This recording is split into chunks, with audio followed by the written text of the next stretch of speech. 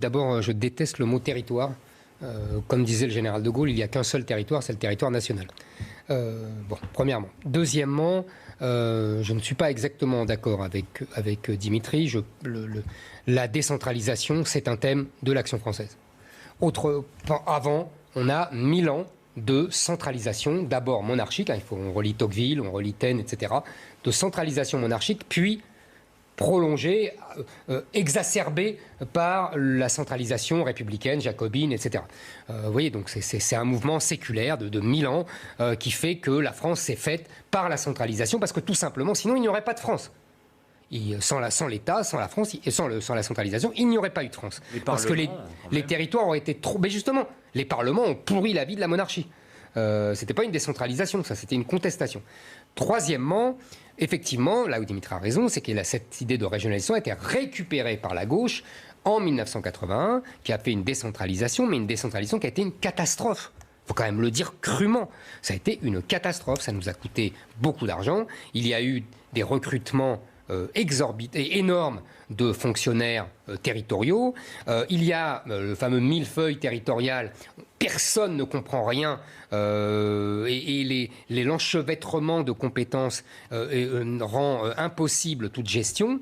Quatrièmement, avec le désengagement de l'État et les réglementations européennes, l'État ne peut plus faire d'aménagement du territoire. C'est ça le problème. Et donc, chaque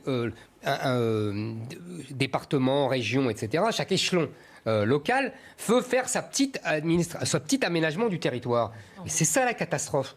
Donc il faudrait effectivement, il faut qu'il y ait beaucoup d'activités, d'autonomie locale, ça oui, mais il ne faut pas que l'aménagement du territoire, revienne à l'échelon central. Et dernière chose, les grandes régions de Hollande, alors là, vous ne l'avez pas loupé, ont montré leur inanité. Ces grandes régions sont une énormité technocratique, qui ne m'étonne pas du cerveau de François Hollande, qui ne correspond à rien, ni aux anciennes provinces, etc. Il faut bien comprendre qu'on avait un système simple. Vous savez, avec l'État central, les départements et les communes. Ça fonctionnait très bien. Alors on aurait pu effectivement donner plus de jus là-dedans, c'est-à-dire permettre aux communes d'être plus indépendantes. Mais c'est pas ce qu'on a fait. On a mis les régions qui en vérité ne servent pas à grand-chose, qui sont des doublons par rapport à l'État. On a mis les communautés de communes qui privent les maires de toute autonomie, de tout pouvoir.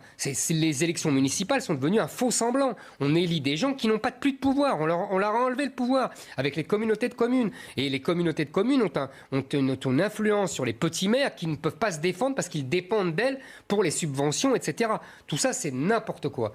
Et vraiment, il y aurait, alors là, beaucoup à faire, mais pas forcément dans le sens indiqué par Xavier Bertrand et autres.